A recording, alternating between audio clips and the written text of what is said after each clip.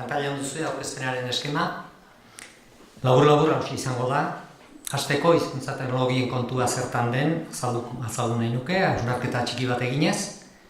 Gero non gauden, zertan ari garen, eta aurrera begira nondi jo, gure ustez, nondi jo beharko genukeen. Eta bukatzeko ondorioak eta proposamen gutxi batzuk. Bistan da, hizkuntza teknologia gure bizitzetan sartu da. Ordenagailuan ari garenean, interneten gabiltzanean, telefono mugikor bat eskuetan dugunean, hizkuntzak eta teknologiak bat egiten duten bidegurutze horretan gabiltza. Askotan behintzat. Aukera dugu aginduak ahoz emateko. Testuak automatikoki itzultzeko baliabidea ditugu. Idazten ari garena unean zuzentzen digu ordenagailu programa batek. Hiztegiak eskura ditugu mahaitik altxatu ere gabe. Horietan guztietan hizkuntza teknologiaz baliatzen ari gara gutxi edo asko. Teknologia honen emaitzaren bat aipatzen hasita lehenera aipatu da, xuxen aipatu nahi nuke. Ezinbestekoa bihurtu den lan tresna ordenagailu bidez euskaraz idazten duenarentzat. Eta euskara batua dugunez izpide, zilegi bekit esatea, jakin nahiko nukela zer nolako eta zenbaterainoko eragina izan duen xuxenek azken mende laurdenean euskaltzaindiaren arauak eta lexiko estandarra gizarteratzerakoan. Eta beste tresna edo aplikazio erabilgarri batzuk ere aipatu nahiko nituzke.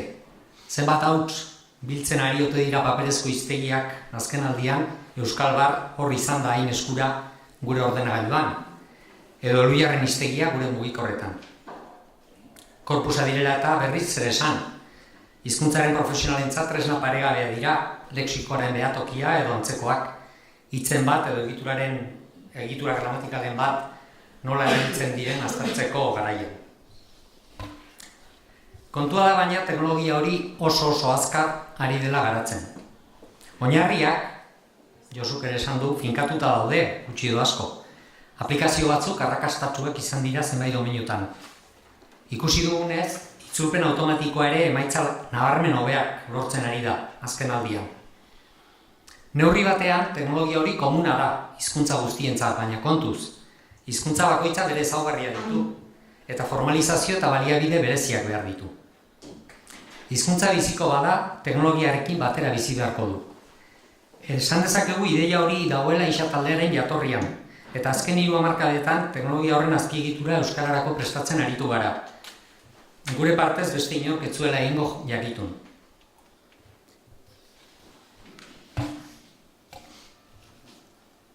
Bueno, zer gertatzen da hizkuntza txikiekin? Josuk ere aipatu du Islandieraren kasua. Atzean estatu baten indarra duen hizkuntza izanagatik, itoan dagoela diote. Ingelesaren ozeanoko ur handietan, itolarri hilgarrian. Hango gazteak, teknologiari dauzkion kontuetan, eta ematen du gehiago ere bai, ingelesera jotzen du, askotan beste aukerarik ez duelako noski. Eta gure ustez garbi zegoen talde gisa jaio ginenean, eta inoiz baina argiago dugu orain. Hizkuntzaren biziraupenaz ari gara. Hori da jokoan dagoena. Eta enaiz euskara batuaz ari, euskaraz beraz baizik. Etorkizuna hemen dago eta orain da. Tren hori, eta beste asko noski, baina abiada bizian doan tren hori pasatzen utzizkero, nekez egingo dugu aurrera.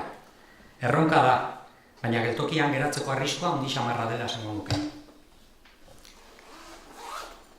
Hizkuntzaren tratamendu automatikoaz ari garenean ez gara soilik hizkuntza formalaz ari. Formala hor dago noski, eta hori da hain zuzen isataldean orain arte landu duguna, batez ere. Baina bada beste erregistro bat, idatziaren eta ahozkoaren artean dagoena, nolabait. Hizkuntza informala, ez estandarra, gazteen artean eta gero eta garrantzi handiago hartzen ari dena. WhatsAppetan, sare sozialetan, zenbait forotan erabiltzen den hizkuntzaz ari naiz. Bistan da hizkuntza hori tratatzeko edo prozesatzeko ere gai izan beharko dugula. Esan ari gara gazteen artean euskararen erabilera kutse egiten duela, erregistro formaletik kanpo ari direnean batik da. Gaztea kontaktu handia du teknologiarekin, eta teknologia horrek eskaintzen dituen edo ez dituen aukerek, erabat baldintza dezakete hizkuntza horren erabilera edo erabilera eza. Edo nola ere hizkuntza lehenik eta behin ahozkoa da, eta teknologiak ahozkoa ere bere baitan hartzen du. Inolako zalantzari gabe esan daiteke ahozkoaren teknologia gero eta garrantzia handiagoa hartzen ari dela. Eta horretarako ere prestatuta egon behar dugu. Ahozkoaren mundu honetan, aipatu nahi nuke EHUko AOLAB laborategia erreferentzia baita gure artean. Egun hauetan Euskadi Irratian ematen ari diren iragarki batean, horra saltzen zaigu autogidari bat, sushia jateko apeta duela eta Mercedesari eskatzen jatetxe japoniar batera eraman dezan. Entzungo zenuten, iragarki euskaraz ematen ari dira, baina apostu egingo nuke autoak ez duela inongo aukerarik ematen euskaraz aritzeko. Esan behar da, Mercedesetan pantailako menua berak ere oraindik ez daudela euskaraz. Eta zein tokitan gaude gu euskararen ikuspuntutik honetan guztian. Metanetek, eta Metanet Europako informazio gizartelean iztunaren testuinguruan erreferentziazkoa den bikaintasun sare bada, Metanetek 30 liburu zuri argitaratu zituen duela 5-6 urte. Beste horren beste hizkuntzaren egoera aztertuz. Euskara zen hizkuntza horietako bat. Hizkuntzek eszenatoki digitalean duten presentzia eta etorkizunari begira dituzten aukera arriskuak aztertu ziren liburu horietan. Eta hona hemen emaitzak. Ondorio nagusia izan zen alde batetik ingelesa dagoela eta bestetik beste guztiak. Aztertutako 30 hizkuntzetatik 21ek duten babes digitala hutsa edo kasurik onenean eskasa da. Euskara talde horretan gelditu zen. Hala ere, ondorio nagusi gisa, euskararen egoera baikortzat jo zuten, baina zuhur aztertu beharrekotzat.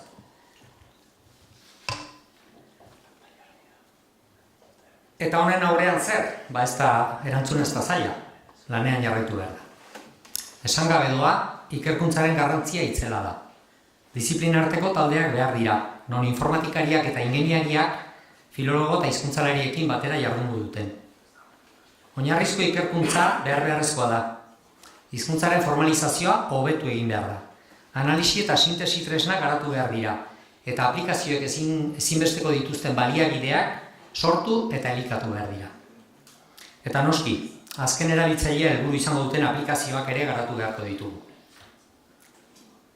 Ikerkuntza dela eta, barkatu, uste dute letra gorri horiek ez direla, ezin dela bate irakurri. Ikerkuntza dela eta badira zenbait arazo. Hizkuntza txikiek baliabide gutxiago dituzte, eta horrek ikerkuntza zaildu egiten du erabat. Josuren aurkezpenean ikusi dugun bezala, edo Iñakik aipatu duen bezala, metodo estatistiko eta neuronalek garrantzia handia hartu dute mundu honetan, eta metodoiek aplikatu ahal izateko korpus handia, testu masa erraldoiak behar dira. Ingeleserako 11 baliabide daude eskura, eta esperimentuak egitea berehalakoa da. Baina beste hizkuntzekin gauza bera egitea zailagoa da, baliabide horien faltagatik hain zuzen ere. Bestalde, esan beharra dago, unibertsitate ofizialak, eta hor gaude, ez duela errazten euskararen gaineko ikerketa. Hor ditugu, unibertsitatean indarrean dagoen meritu sistema, argitalpenen kalitatea neurtzeko parametroak eta bar. Hizkuntza exotikoi buruzko ikerketa saltzea zailagoa da. Hau da, arlo honetan argitaratzea, proiektuak eskatzea eta bar beti ere zailagoa da. Jokoan daudenak oinarrizko ikerkuntza eta hizkuntza txiki bat direnean. Militantzia beharrote da, nik argi daukat, galdera horren erantzuna. Hona hemen erakusgarri txiki bat. Pantailan duzuen grafiko horrek, gure argitalpenetan ikergai diren hizkuntzak islatzen ditu. Irudi hori egiteko, 30 urtetan egindako 1000 gora argitalpen aztertu ditut. Eta uste dut frogatuta geratzen dela hor, gure artean orain arte susmo sendoa baino etzena. Euskara ikergai duten argitalpenen kopurua proportzioan bera doa.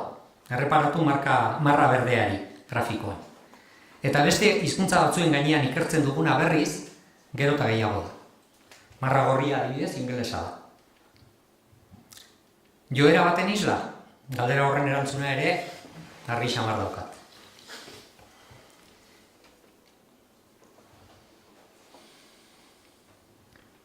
Ikerkuntzaren oinarri formazioa da.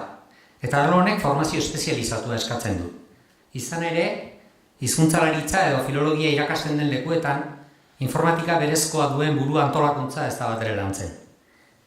Eta informatika ikasketetan berriz, ez zaio hizkuntzari duen garrantzia ematen.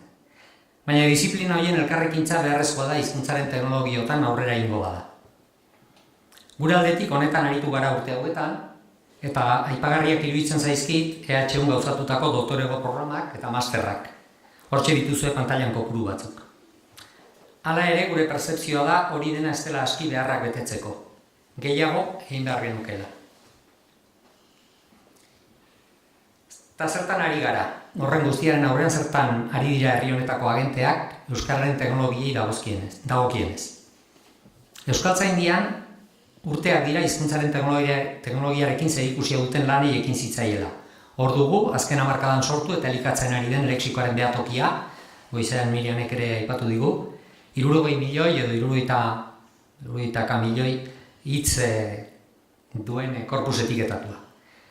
Edo oraintxe bertan garatzen ari den beste proiektu bat aipatzearren, orotariko euskal hiztegia korpus kontsultagarri bihurtzeko proiektua, zeinek hiztegia bera egituratzeko ahalegin izugarria askatu baitu.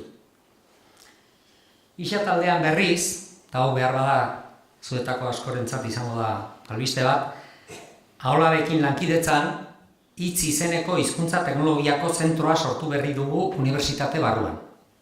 Helburuak, arloko ikerkuntza eta formazioa sustatu eta bideratzea, eta teknologia berrikuntzan eta transferentzian eragitea. Urrats honekin, taldeari bestelako gorpuzkera bat eman nahi genioke, zentro bati beste aukera batzu zabaltzen baitzaizkio proiektuetan eta parte hartzeko adibidez. Gutaz aparte badira arloan lanean ari diren beste talde, enpresa, erakunde eta zentro teknologiko batzuk. Besteak beste, hor dira Eluyar eta Uzeikoak, baina baita Ametsagaina taldea, Bituntek, Teknalia eta beste batzuk ere. Industria berri zertan ari da. Hemen Langune aipatu nahi nuke, hizkuntzen industriaren alorreko Euskal Herriko enpresen elkartea. 2010ean sortu zena eta 35 enpresatik gora biltzen dituena. Baina ekimen horietaz gain, benetako kezkari baote da hemengo enpresa askotan euskararen alde egiteko, beren aplikazio eta zerbitzuetan euskara beste hizkuntzen pare jartzeko. Noiz ohartuko dira esaterako merkataritza elektronikoaren bidez, onura handiagoa lor daitezkela bezeroaren hizkuntzan jardunezkero. Hor uzten ditut galderak. Erakundeak Europan eta Espainian zertan ari dira. Bueno, hori aipatu dute desente, nire aurreko biek, bai alde batetik Europako Parlamentuak onartu berri duen txosten garrantzitsu hori, Language Equality in the Digital Age izenburukoa, eta beste aldetik Espainiako gobernuak indarrean duen Plan de Impulso de las Tecnologías del Lenguaje izenekoa. 90 milioi euro 5 urterako. Plan horren helburua, Espainiakoa zari naiz, hizkuntzaren prozesamendua garatzea eta sustatzea da, eta aurre ikusten du estatuko hizkuntzako ofizialetarako lan egitea ere. Erkidegora etorrita, aipatu nahi nuke joan den apirilean Iñaki Alegriak eta biok Isaren izenean legebiltzarrean egin genuen agerraldia. Kultura, euskara eta kirol batzordearen aurrean aritu ginen. Gaur hemen azaltzen ari naizen egoera eta kezka berberak azaltzen. Hitzona jaso genituen, baina oraingoz emaitza handirik ez. Hala ere eta deia handik etorri zenez, parlamentari batzuengan dagoen kezka baten isla bada behintzat. Ongi etorria izan bedi. Eusko Jaurlaritzari dagokionez, aipatu behar dira zenbait laguntza programa, hala nola Etortek, Elkartek eta bar. 2008ko agenda digitala ere hor dago, eta horien guztien bidez zabaltzen dira aukerak eta bideratzen ari dira proiektu batzuk. Edonola ere esanguratsua da herri honetan euskarari beti kulturaren leihotik begiratzen zaiola. Parentesi artean, testuinguru honetan ordea, hizkuntzaren industria ari gara. Eta parentesi artean aipatu nahi dut, badira ia 30 urte UEUn egindako hitzaldi batean izan zen, Claudio Arluxetzena ere hizkuntzaren industriaz mintzatu zen. Ez da gaur goizean asmatu dugun terminoa. Industriaz ari gara beraz, eta uste dugu bestelako jarrerak eta neurriak beharko genituzkela. Aipatu berri dudan plan de impulso hori ere, esaterako, Espainiako Industria Ministerioaren ardura da. Euskararen aholku batzordea bere aldetik gomendio argi bat eman zuen 2016an. Aholku batzordearen ikate batzorde atalak txosten bat argitaratu zuen. Euskarazko informazio eta komunikazio teknologiak gomendioak herri aginteentzat. Txosten horretan, egoera aztertu eta gomendio batzuk eman ziren. eman zituzten. Lehentasun handienekoen artean, hauxe zen 12. Hizkuntza teknologia garatzen lagundu eta berariazko plana garatu. 2 urte joan dira harrezkero eta aurten diagnostikoa egitekotan direla entzun dut. Baina biztan da, gomendioak betetzeke jarraitzen du. Berariazko planik behintzat ez da garatu. Uste dut puntu honetan gaudela hain zuzen. Teknologia horien garapena bizkortu egin behar da. Badira oso batzuk horren alde. Baina ez da aski jakina gauzak egin behar direla esatearekin. Duela 50 urte batuarekin egin zuten bezala, honetan ere sinetsi egin behar da, eta egin. Eta iritsi gara nondi jo izeneko atalera. Hemen korpusgintza aipatu nahi nuke bereziki. Lehenago ere esan dute, gaur egungo ikerketa korpusetan oinarritzen da neurri handi batean. Testu korpusa behar ditugu, era eta tamaina guztietakoak. Plan de impulso horrek ere, Espainiakoak, azpimarratzen du korpusak eta gainerako oinarrizko baliabideak sortzeko premia. Uste dugu garaia dela euskararen erreferentziazko korpusa sortzeko. Eta lexikoaren behatokia abiapuntu egokia litzateke gure ustez. Korpus handi eta orekatu bat behar dugu.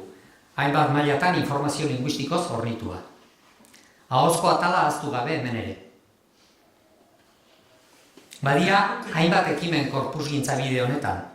EHUk, Eluiarrek, Euskaltzaindiak, ISAk, nork bere korpusa ditugu, eta nolabait bateratu egin beharko genituzke.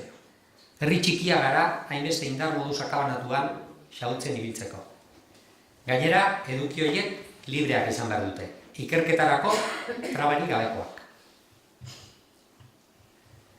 Araugintzari dagokionez berriz proposatu nahi genuke erreferentziazko lanen biltoki bateratu bat sortzea. Informazio sistema integratu bat, bilaketa eta kontsultak erraztuko lituzkena. Informazio asko dagoan eta hemen, eta ona litzateke hori dena bildu eta integratzea. Espero dut bihar orkestekoa den Euskara Batuaren eskuliburu hori pauso bat izatea bide horretan. Idazketarako laguntza integratuak ere behar ditugu, hainbat software ingurunetan arazorik gabe erabili ahal izateko modukoak. Eta honetan ere eduki libreak noski. Hiztegigintza, lexikoa, terminologia, baliabide eguneratua behar ditugu, esportaziorako modu estandarrak eskainiko dituztenak eta teknologia aurreratu zornituak. Azpimarratu nahi nuke hiztegiok editatzeko eta argitaratzeko ingurune baten premia.